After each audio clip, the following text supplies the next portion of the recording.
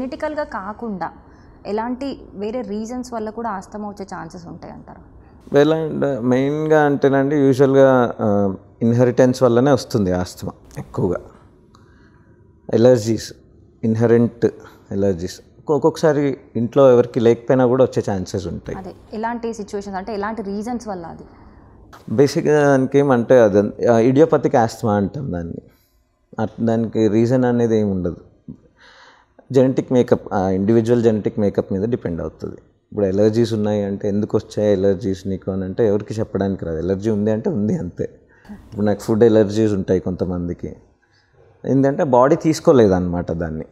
Body cannot adapt to that food or body cannot adapt to that weather. ఆ body makeup అంతే. Okay, అట్లా. Okay. So ఈ asthma అనేది ఎక్కువగా ఎవరిలో మనం చూస్తుంటాం? అంటే పిల్లల్లో ఎక్కువ చూస్తామా, పెద్దవారిలో?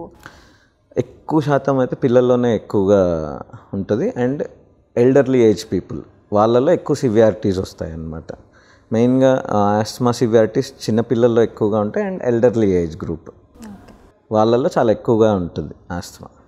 మధ్య వయసు adult and normal young adults, middle aged adults వాళ్ళలో అంత సివియర్గా ఉండదు. ఓకే. సో వన్స్ ఆస్తమా వచ్చి ట్రీట్మెంట్ అయిపోయిన తర్వాత సో కంపల్సరీ దానికి తగ్గట్టు మనం జాగ్రత్తలు తీసుకుంటూ మెయింటైన్ చేసుకోవాలంటారా? లేకపోతే మళ్ళీ రిపీట్ అయ్యే ఛాన్స్ ఉందన్నారు? డెఫినెట్లీ.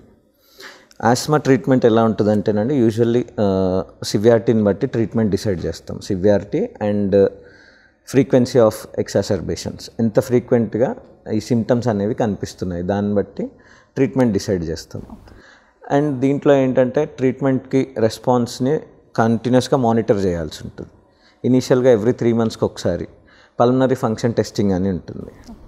పల్మనరీ ఫంక్షన్ టెస్టింగ్ అంటే ఎంత అబ్స్ట్రక్షన్ ఉంది, దీనివల్ల ఆస్తమా వల్ల ఎయిర్వేకి ఎంత అబ్స్ట్రక్షన్ అవుతుంది, అంటే శ్వాసనాళాల్లో ఎంత అడ్డం పడుతున్నాయి, శ్వాసనాళాల్లో మూమెంట్లో ఎంత తక్కువగా ఎంత మూమెంట్లో డిఫరెన్స్ ఉంది, ఇది ఆ పల్మనరీ ఫంక్షన్ టెస్టింగ్లో తెలుస్తుంది అన్నమాట.